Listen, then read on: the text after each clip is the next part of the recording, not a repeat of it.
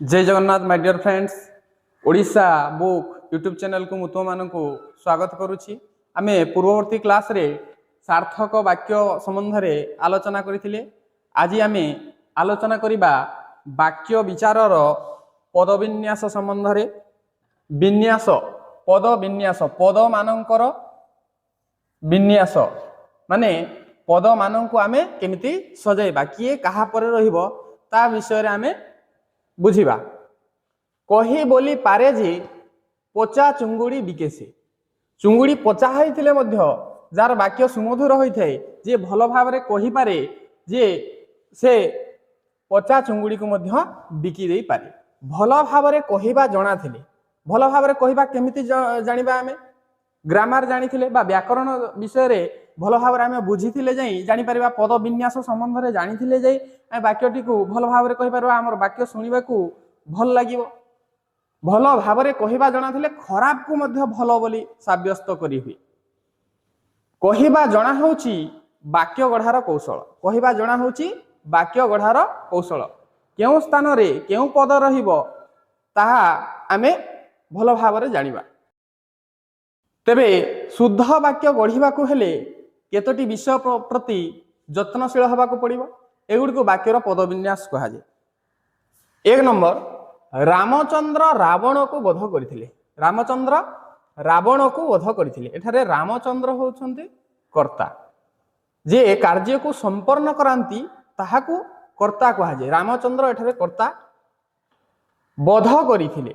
वध करथिले होउची क्रियापद। करिथिले होउची क्रियापद।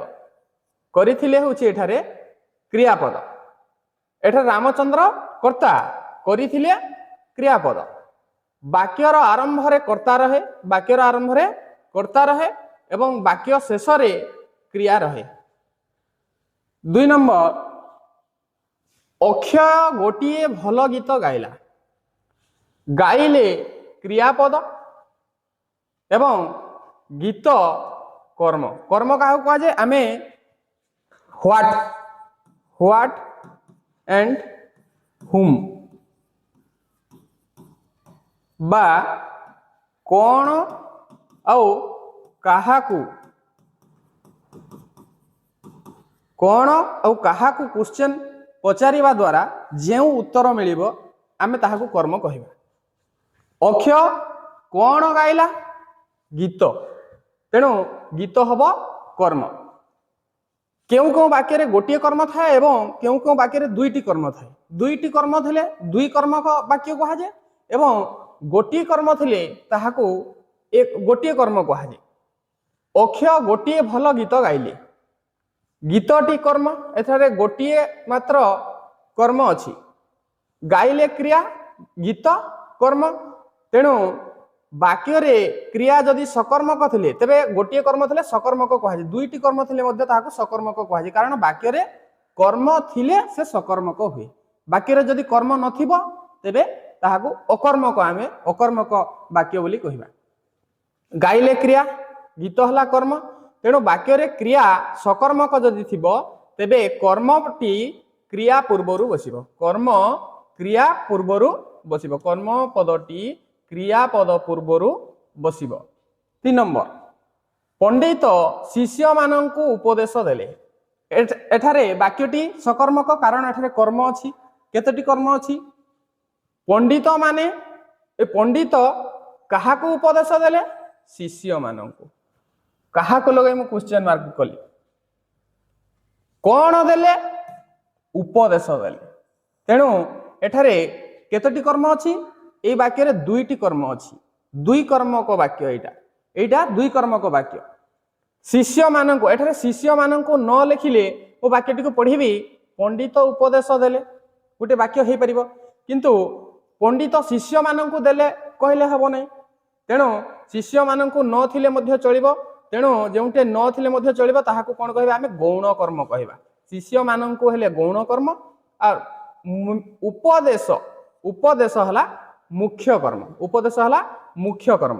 वाक्य रे दुई कर्मक जदि क्रिया अछि गौण कर्म परे मुख्य कर्म रहे। गौण कर्म परे मुख्य कर्म रहे। 4 नंबर हे भगवान मते रक्षा कर, मते शक्ति दियो प्रभु। प्रथम वाक्य रे भगवान, हे भगवान संबोधन पद, संबोधन करा होउची भगवान को। मते शक्ति दियो प्रभु, प्रभु संबोधन पद। तेणु वाक्यर संबोधन पद आरंभ रे एवं शेष रे मध्य रही पारे, आरंभ रे मध्य रही पारे बा शेष रे मध्य रही पारे संबोधन पद। 5 नंबर, चतुर लोक सबुठी जीतंती, चतुर लोक सबुठी जीतंती। लोक हला विशेष्य, लोक हला विशेष्य, चतुर हला विशेषण। जे विशेष्य को विशेषित करे, लोक को किए विशेषित कला? चतुर। जे विशेष्य को विशेषित करे ताहाको आमे विशेषण बोली कहू। चतुर हला विशेषण। तेणु वाक्य रे विशेषण पद विशेष्य पद पूर्वरु रहे, वाक्य रे विशेषण पद विशेष्य पद पूर्वरु रहे, पूर्वरु। 6 नंबर, जमीदारंक पुओ, जमीदारंक पुओ सुरेंद्र ए मंदिर तोलिछंती। एठारे कर्ता किए? सुरेंद्र कर्ता। जे कार्यटी को संपन्न करिसंती ताहाको आमे कर्ता कहिबा। सुरेंद्र एठारे कर्ता, किंतु सुरेंद्र कहले कौन बुझाए? जमीदारंक पुओ सहित ये संबंधित। जमीदारंक पुओ कर मानंकर, मानंकर मानंकर आसिले एहारे विभक्ति युक्त हुए, षष्ठी विभक्ति हुए, षष्ठी विभक्ति हुए, षष्ठी विभक्ति, षष्ठी विभक्ति रे संबंध कारक हुए। तेणु जमीदारंक पुओ एक संबंध पद एवं सुरेंद्र होउची संबंधित पद। रंग कर मानंकर, रंग कर मानंकर युक्त हेले यह षष्ठी विभक्ति हुए एवं षष्ठी विभक्ति रे संबंध कारक हुए, षष्ठी विभक्ति रे संबंध कारक हुए, षष्ठी विभक्ति रे संबंध कारक हुए। तेणु जमीदार को लगिला, जमीदार को पुओ हबो एक संबंध पद। ये संबंध पद सुरेंद्र संबंधित पद, या को संबंध करा जाइछि जमीदार को पुओ सहित। जमीदार को पुओ जी सुरेंद्र सी, जमीदार को लगिला रंग कर मानकर लगिले षष्ठी विभक्ति। तेणु यह संबंध कारक, यह एक संबंध पद। जमीदार को पुओ संबंध पद, सुरेंद्र संबंधित पद। वाक्य रे संबंध पद संबंधित पद पूर्वरु बसे, वाक्य रे संबंध पद संबंधित पद पूर्वरु बसे। 7 नंबर, सकाळे काम आरंभ हुए, केतेबेले? सकाळे। यह अधिकरण कारक। सकाळे काम आरंभ हुए केतेबेले? सकाळे। सकाळे अधिकरण कारक। अधिकरण कारक वाक्यर आरंभ रे देखा जाए। अधिकरण कारक बेले बेले वाक्यर आरंभ रे देखा जाए। नेक्स्ट 8 नंबर, यह केवल संभव हेबो कठिन श्रम द्वारा। एठारे गुरुत्व आरोप का ऊपर करा जायछि? कठिन श्रम द्वारा ही कार्यटी संभव होबो। तेणु गुरुत्व आरोपण का ऊपर करा जायछि? कठिन श्रम द्वारा। गुरुत्व आरोप पई जे कोनसी पद वाक्य रे शेष रे बसी पारे। एठारे किंतु तुमर काम होछि घर जगिबा, का ऊपर गुरुत्व आरोपण करा जायछि? तुमर काम होछि ऊपर गुरुत्व आरोपण करा जायछि। एठारे वाक्य आरंभ रे बसछि गुरुत्व आरोपण पई। तेणु वाक्यर आरंभ रे गुरुत्व आरोपण पई थिबा वाक्यांश बसी पारे, वाक्यर आरंभ रे मध्य बसी पारे एवं वाक्यर शेष रे मध्य बसी पारे। 9 नंबर, रमेशंक बिना ए काम होई परिबो नहीं। बिना एक अव्यय पद, बिना एक अव्यय पद। अव्यय पद बहुत प्रकार अछि। बिना बिना पदान्वयी अव्यय रे जाउछि, बिना पदान्वयी अव्यय रे जाउछि। रमेशंक बिना ए काम होई परिबो नहीं। बिना एठारे अव्यय पद कहा सहित संबंधित? रमेशंक क लागिला एठारे रंकर मानकर षष्ठी विभक्ति। तेणु यह एक संबंध पद, रमेशंक संबंध पद। आउ बिना पदान्वयी अव्यय, तेणु वाक्य रे पदान्वयी अव्यय संबंधित पदर परे बसे संबंधित पदर परे बसे यह संबंधित पद तेणु संबंधित पद परे पदान्वयी अव्यय बसे 10 नंबर बापा जेजेंकर ओ जेजे मांकर जत्न नियंती जेजेंकर ओ जेजे मांकर जत्न नियंती बापा जेजे को एपरि लिखा जाय परिबो बापा जेजेंकर जत्न नियंती जेजे मांकर जत्न नियंती यह प्रथम वाक्यटी जौगिक वाक्य होइतिला बेले द्वितीय वाक्यटी सरल वाक्य अटे बापा जेजेंकर जत्न नियंती जेजे मांकर जत्न नियंती एठारे वाक्य विभिन्न व्यक्तिंकर संबंध बुझाइबे कहले प्रत्येक संबंध पद विभक्ति युक्त हुए प्रत्येक संबंध पद जेजेंकर एक संबंध पद जेजे मांकर एक संबंध पद तेणु वाक्य विभिन्न व्यक्तिंकर संबंध बुझाइबे कहले प्रत्येक संबंध पद विभक्ति युक्त हुए यह विभक्ति युक्त हला कर लागिला एठी कर लागिला एठी मध्य कर वकंकर रंकर मानकर लागिले षष्ठी विभक्ति हुए यह विभक्ति युक्त हला संबंध पद गुड़िक विभक्ति युक्त हुए विभिन्न व्यक्तिंकर संबंध बुझाइबा कहले प्रत्येक संबंध पद विभक्ति युक्त हुए 11 नंबर चंद्रमोहन कटक गला नाही काली तमे घरे न थिल प्रथम वाक्य नाही गला होची क्रिया क्रिया परे नाही बसुची एठारे न थिल थिल क्रिया न क्रिया पूर्वर बसुची एठारे क्रिया परे बसुची तेणु नाही क्रिया परे बसे वाक्यर न क्रियार पूर्वर बसे वाक्य रे न क्रियार पूर्वर बसे नाही क्रियार परे बसे 12 नंबर राघव सुदाम को बेतरे पिटिले राघव बेतरे सुदाम को पिटिले एठारे रे विभक्ति युक्त होइछि तेणु रे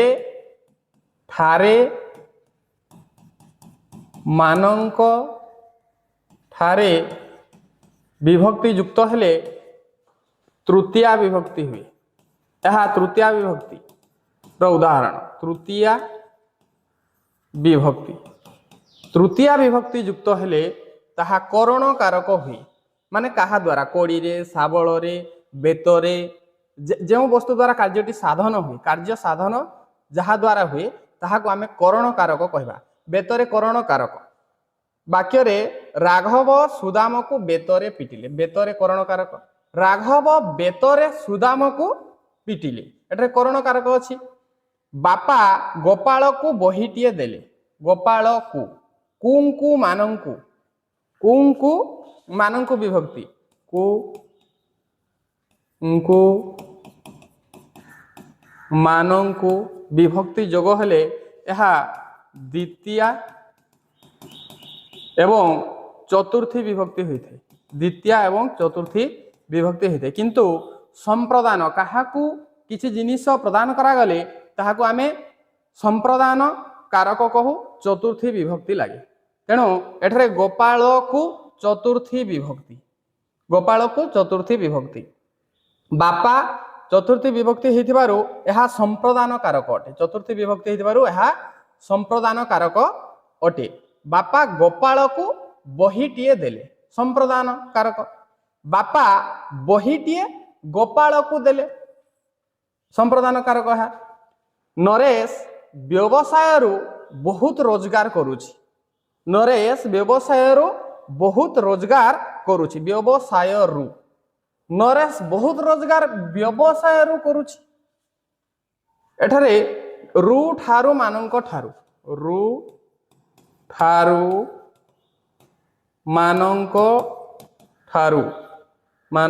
ठारू विभक्ति युक्त हेले यह पंचमी विभक्तिर उदाहरण पंचमी विभक्ति लागिले वाक्यटी अपादान कारक हुए पंचमी विभक्ति लागिले वाक्यटी अपादान माने कौनसी स्थान रु अलगा हवा व्यवसाय रु केउठा रु ठारू मानक ठारू पंचमी विभक्ति युक्त हेले अपादान कारक हुए नरेश बहुत रोजगार व्यवसाय करुछन्ते नरेश व्यवसाय बहुत रोजगार करुछि। मिता शिक्षकों को घरे देखा कला घरे अधिकरण कारक रे ठारे मानंको ठारे रे ठारे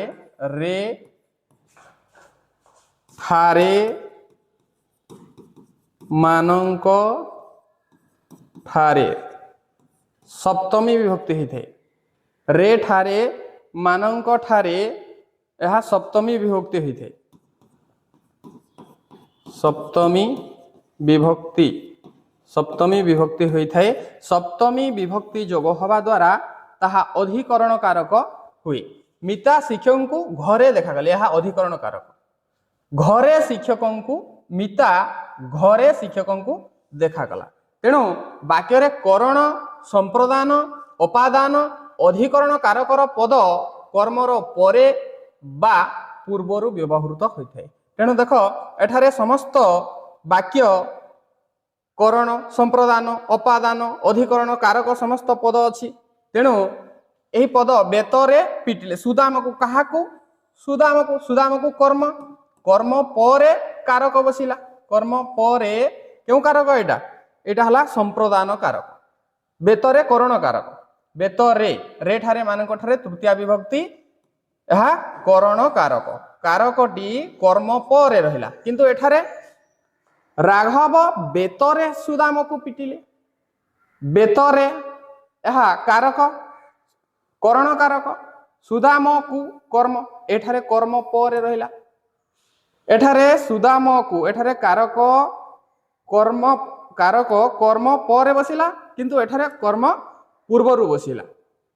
एठारे बापा गोपाल को बहीटिए देले गोपाल को हला कारक बहीटिए हला कर्म कर्म पूर्वरु कारक बसिछि एठारे बहीटिए हला कर्म एटा हला गोपाल को हला कारक कारक पूर्वरु कर्म अछि। एठारे नरेश व्यवसाय रु बहुत रोजगार करुछि व्यवसाय रु कारक व्यवसाय रु कौन करुछि रोजगार करुछि कर्म पूर्वरु एठारे कारक रहिला एठारे कारक कर्म परे रहिला। मिता शिक्षक को घरे देखा गला कहा को शिक्षकों को हला कर्म कर्म कारक पूर्वरु रहिला एठारे कर्म कारक परे रहिला। तेणु वाक्य रे करण संप्रदान उपादान और अधिकरण कारकर पद कर्मर परे मध्य रही पारे बा पूर्वरु लागि पारे। आज पई ए विषयटी को एठी समाप्त करूछि। नेक्स्ट वीडियो रे तुम पई प्रश्नावली को आलोचना करिवा। जदि वीडियोटी भलो लागे तेबे चैनल को लाइक एवं सब्सक्राइब करिवे।